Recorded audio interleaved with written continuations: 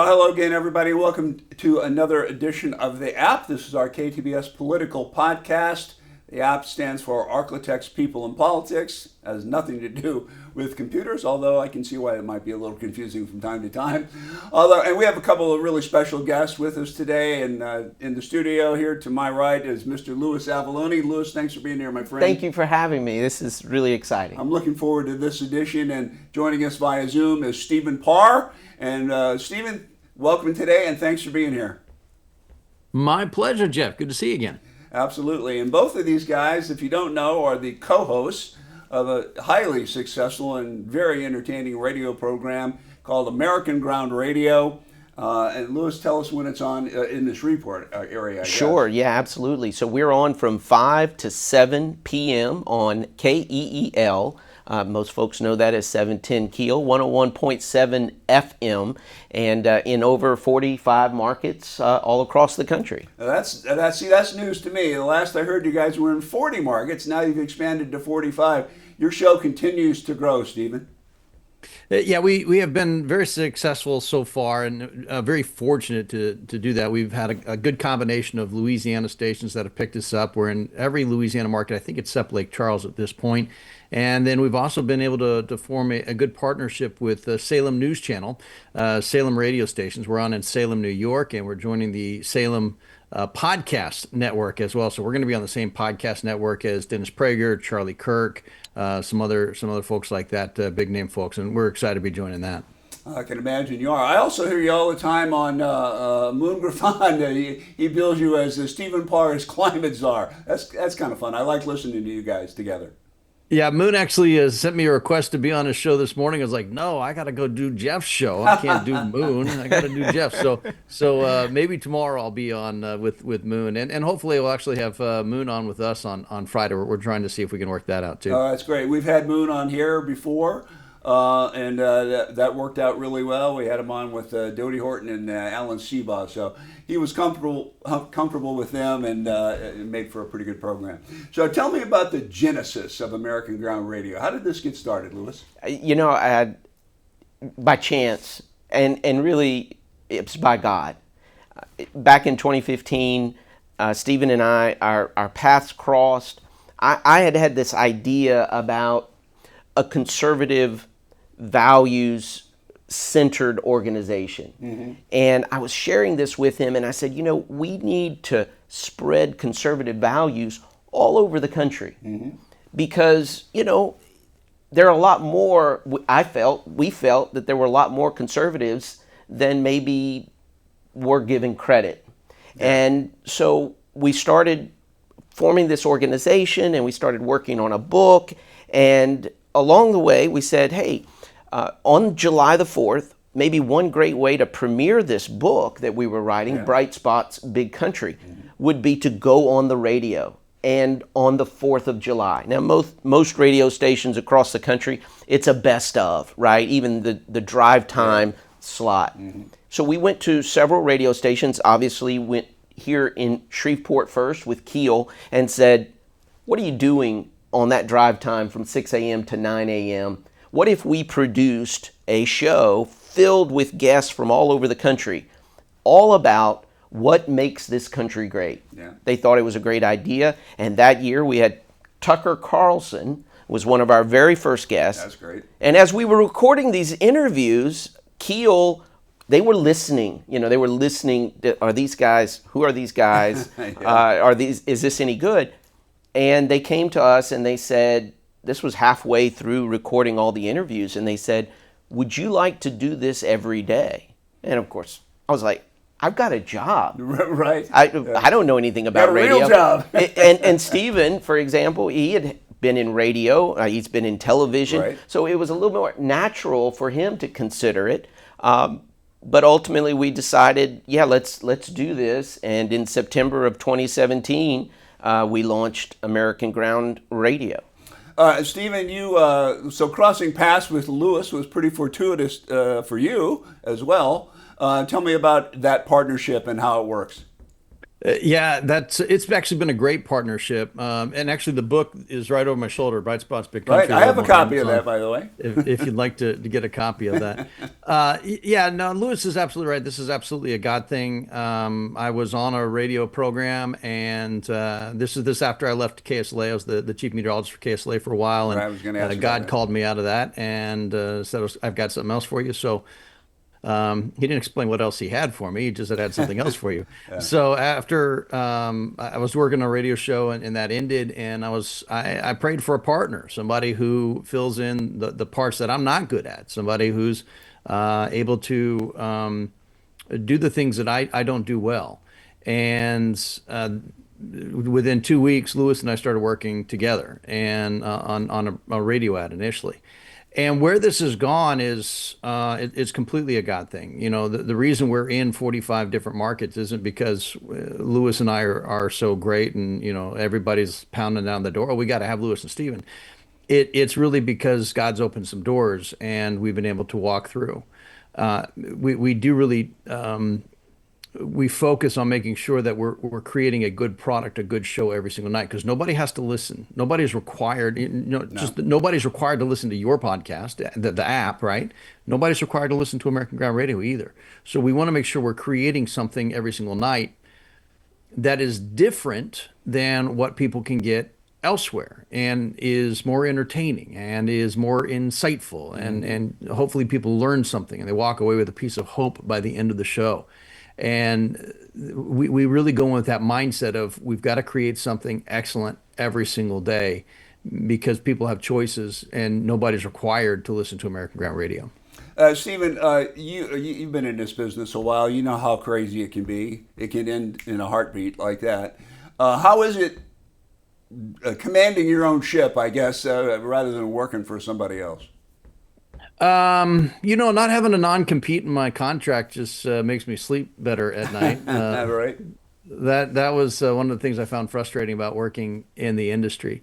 The other part that I think is good is that when you're able to identify something that needs to change, when you look and say, you know what, this is something we need to do better, this is something we need to focus on, you're able to do that immediately.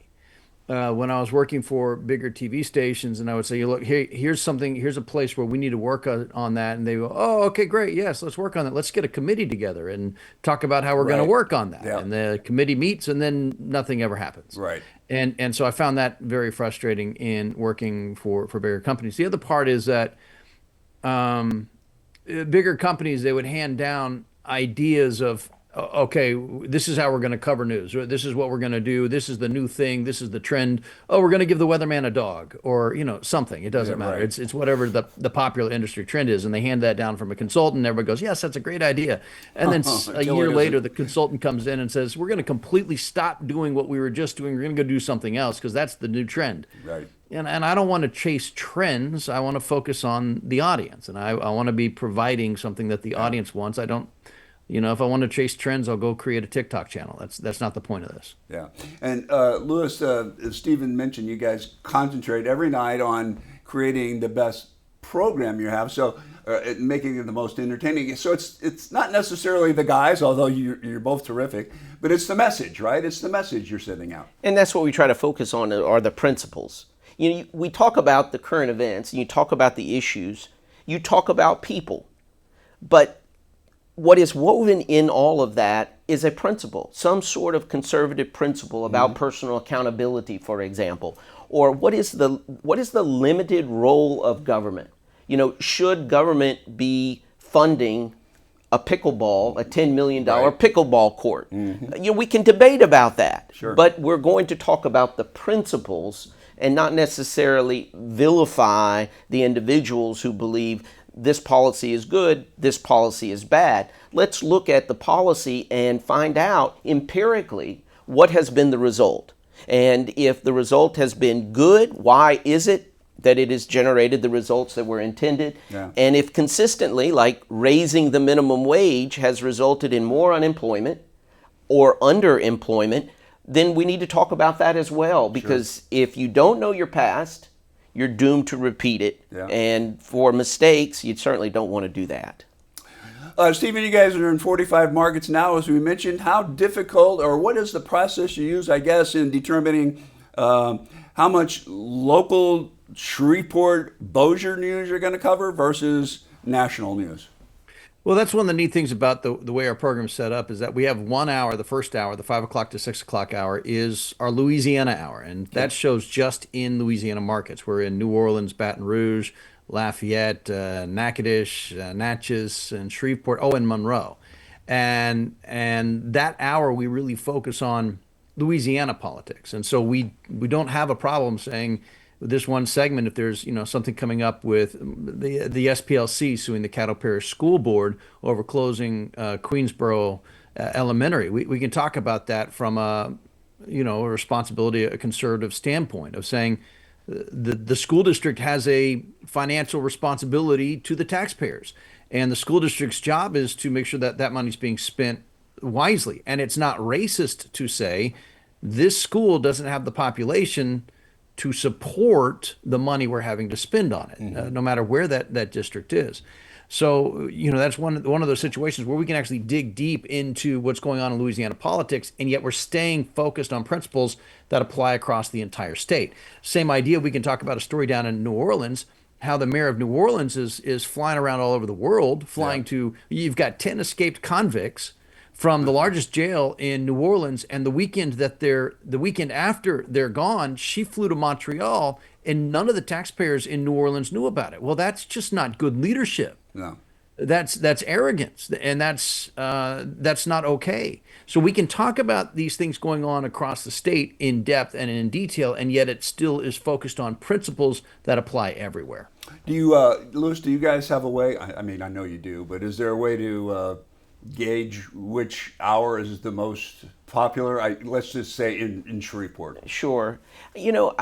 There's not really, because ratings these days are Well, that's true. far and everything's few between. splintered, right? Yeah, absolutely. So you can look at your downloads in terms of the entire show, and we've got two podcasts. One is the American Ground Radio, which is the national hour, and then we've got the local or the Louisiana hour.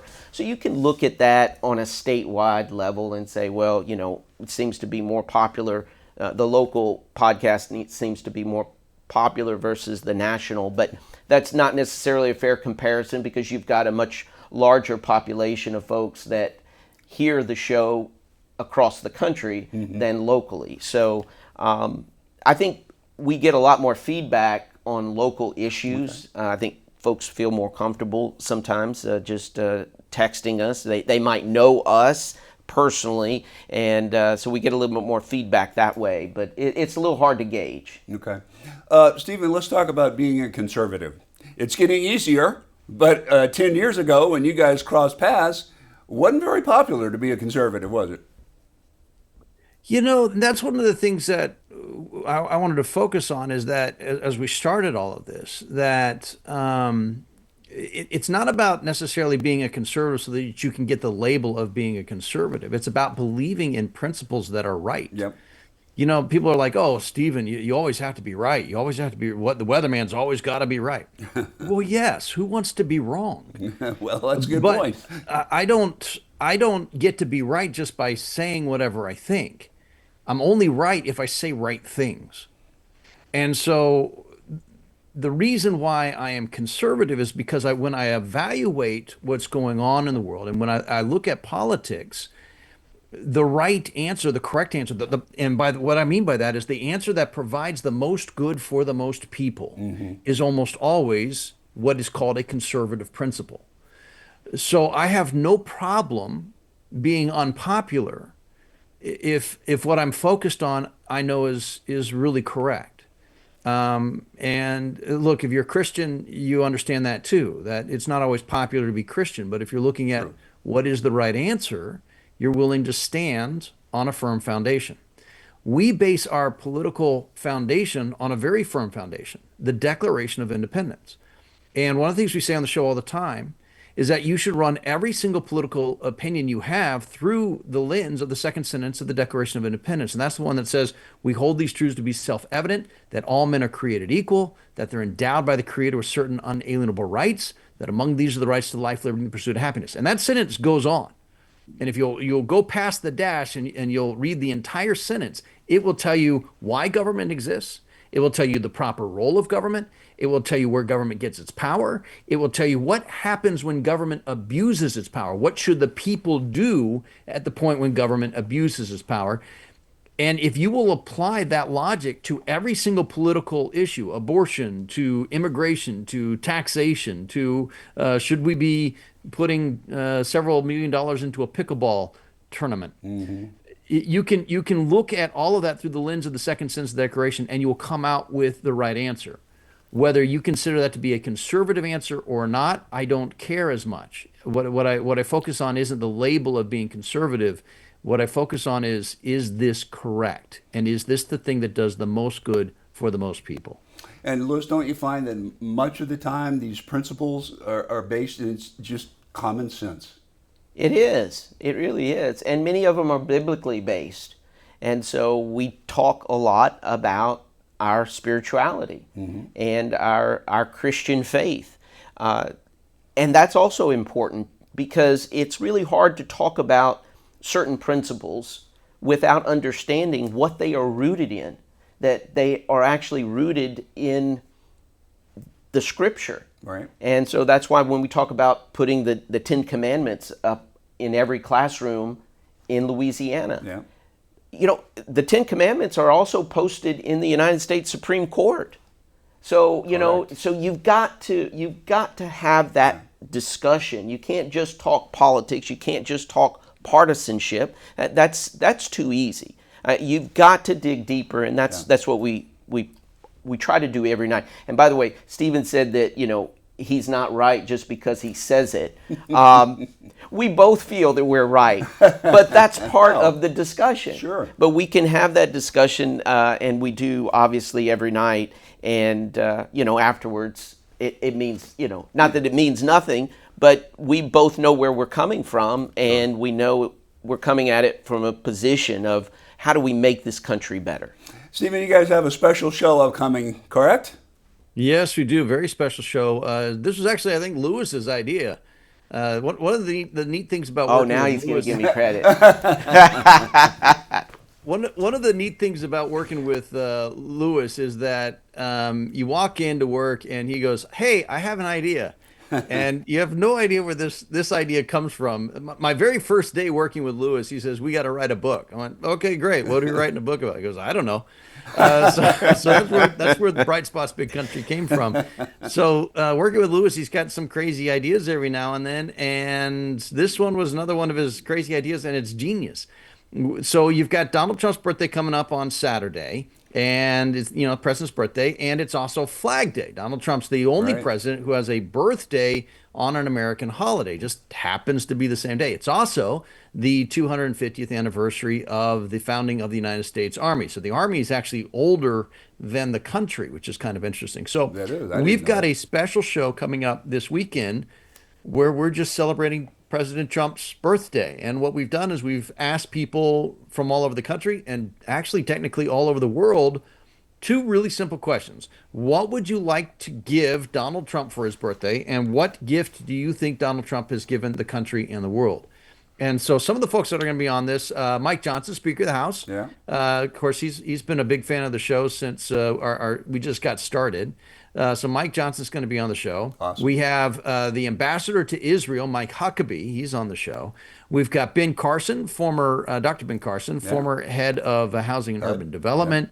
We've got Joe Piscopo from Saturday Night Live. He has a radio show up in New York City, and he's going to be on our show. Mike Gallagher, who's also on Salem News Channel. Kevin McCullough, who's got a show. We've got Michael Watley, who's the chair of the RNC. And we have Lara Trump, the former co-chair of the RNC and also the daughter-in-law of President Trump. So it is a packed lineup coming. And plus, one of the other great ideas Lewis had is this: why don't we just create a hotline where people can call in and wish President Trump happy birthday? And so we have that. We've got people from all over the country who have sent in videos or sent in voicemails just saying happy birthday to President Trump, and that's kind of cool. Including Governor Landry. and Yeah. Governor Sanders from Arkansas. They have, and Agricultural Commissioner Mike Strain. From all over Louisiana, all over the world, we've gotten some really wonderful birthday greetings for President Trump. That's a fantastic idea, and I assume this is one of the shows that will be in all 45 markets. Oh, absolutely, absolutely, and in some extra ones Right. that we aren't in daily. Nice. Orlando, Columbus, Chicago, Philadelphia. Really? And Wow. of course, we are in New York City on a regular basis. But those are some new stations. So when they when they hear this in those places, you're going to be on there all the Yeah, time. they're like, this makes sense. Why aren't you guys on every day? So you guys need a third host or anything for this radio Absolutely, show? absolutely. I mean, if you're going to expand, you might need to expand your lineup a little bit. 100%. All right. So how hard was it to book all the Laura Trump and all these people? It's a lot of late nights, emailing and Yeah. timing.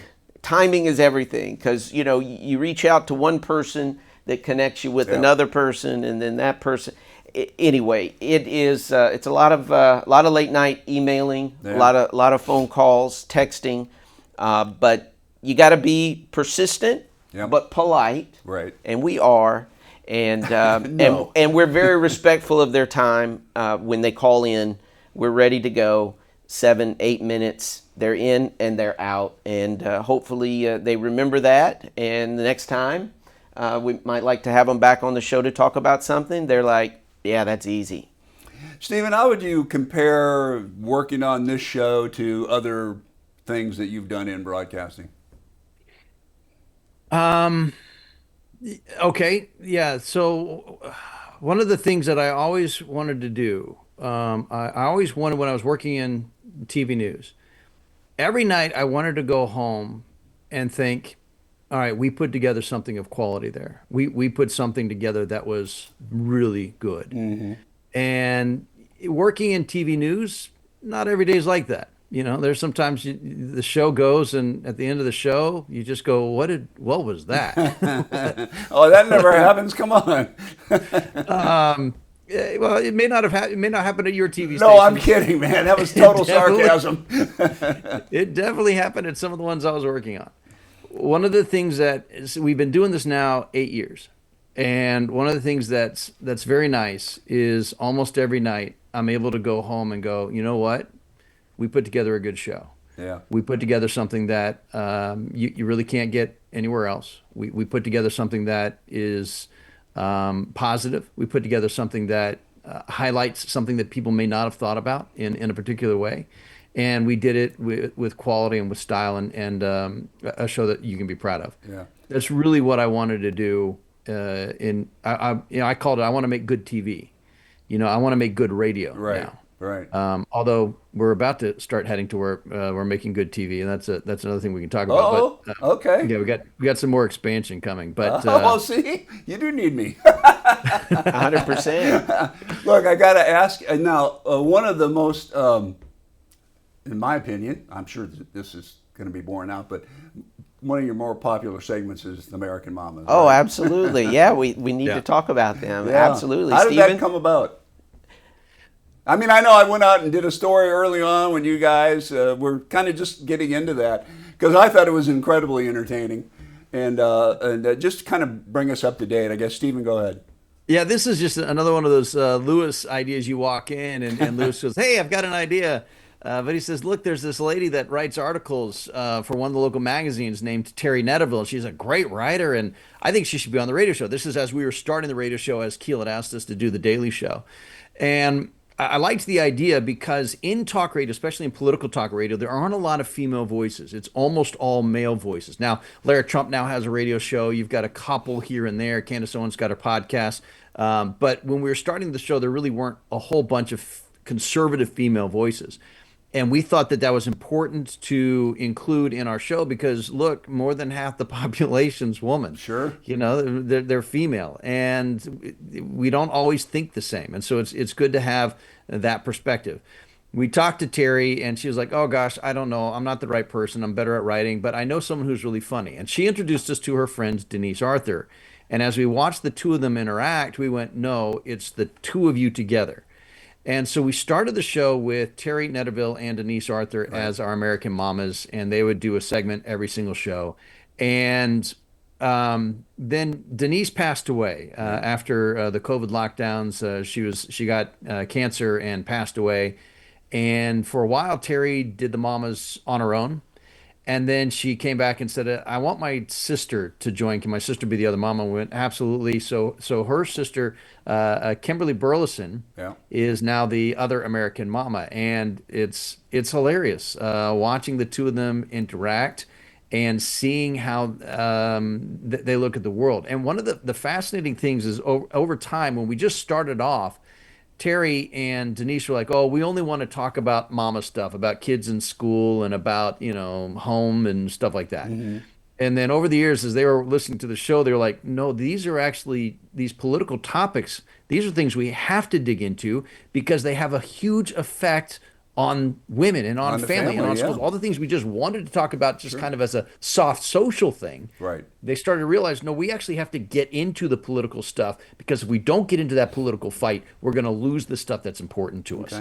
And so now they've gained so much confidence and they're so good at what they do. And it's a great segment. It may be the most popular segment in the show. Well, I was going to ask you, Louis, is this, did they prepare or did this just stream of consciousness with them? Because it just sounds like it's all right off the cuff. It really is for the most part. Now, they do talk about, we get questions in, so they have a little time to prepare. But basically, it's just them sharing their life experiences. And that's what that spontaneity is really what makes it so exciting. Mm-hmm. Well, let's talk a little bit about some politics that are happening right now. As we record this, the stuff is going on in LA. It's almost like the summer of 2020 all over again. The summer of love, which clearly was just the opposite. Stephen, how are you? What's your take on what's going on in California? First of all, ICE has not only the right, but the obligation to enforce federal law. If you don't like the laws, change the laws. But if you have the law in the book, then it needs to be enforced. And that's what ICE is doing. And ICE went into Los Angeles not to remove babies and not to remove, innocent American citizens. Right. They went in there to get the worst of the people who violated our law to come into the country in the first place. So they arrested murderers, they arrested rapists, they arrested people who have been charged or convicted of assault. Yeah. These are people with criminal records, criminal activity going on in our country, in our nation's second largest city. And they were trying to arrest those people and then deport them back to their home country. And the mayor of Los Angeles was so offended that ICE would be doing its job in her city that she said she contacted some nonprofit immigrant advocate groups. Well, those groups are the ones that have been printing up the banners and the signs that are being seen in all of these protests, these so-called spontaneous protests. Right. So it looks like the mayor was actually organizing the riots in her own city, based on her own words, based on her own political connections, and based on the language that's on the signs that are appearing printed up across the city. This is organized resistance to the rule of law, not just to Donald Trump. This is organized resistance to the rule of law being done by elected officials in our nation's largest state and our nation's second largest city. Yeah. That's unconscionable. And all I've heard across the nation, there's only one elected Democrat that I have heard that has come out and condemned burning of cars, looting of stores, and assaulting of police officers. And that, ironically, is Senator John Fetterman. Right, yeah. Irony is the right word there. The most sense of any elected Democrat in the country. Yeah. I mean, it is crazy, Louis. What are your thoughts on that? Yeah, no, absolutely. Gavin Newsom says, go ahead and arrest me. I mean, look, that's all political theater, right? And the bottom line is we are a nation of laws, not of men. And I don't understand for the life of me. President Trump would not have sent in the troops. He would not have commandeered the National Guard there in California if California was following the law. And it's not up to California to choose which laws to follow and which ones not to. So if Gavin Newsom does not, if Mayor Bass does not want President Trump or does not want a federal presence in California, there's a very simple thing they can do. Follow the law. That's right. Yeah, that's right. Listen, I'm enjoying. We're over our time already, but that's okay. I'm enjoying this. We could go on and on with this, but I'll go ahead and wrap things up. But tell us again about your special birthday show and when and where and all that. Sure. So on Saturday, June the 14th, premiering from New York City between 4 and 6 p.m. Eastern Time. So here in Louisiana, 3 to 5 p.m. We'll have Stars, Stripes, and Trump, which is a 2-hour celebration of President Trump, of the United States Army, whose 250th anniversary is on that day, and of Flag Day. And so if you miss the live or the premiere broadcast of it on Saturday, you can always download it at wherever you get your podcasts. Star, Stripe, and Trump. That's a good title, Stephen. Yeah, just look for the American Ground Radio podcast, the Star, Stripe, and Trump. The whole 2 hours will be there for downloading in case you missed the live broadcast. All right, listen, will you guys come back? I would love to do this again. Of course. Absolutely. Okay. Yeah, this is great. Joining us there by Zoom, Stephen Parr. In the studio, Louis Avallone, host of American Ground Radio. Got the great Star, Stripe, and Trump birthday show coming up this weekend. We hope you enjoyed this. We're going to have these guys back as soon as we can work it out again. Thanks for watching, and remember the app is on all major podcast platforms and, of course, on all KTBS digital platforms as well. Thanks for watching this edition of the app.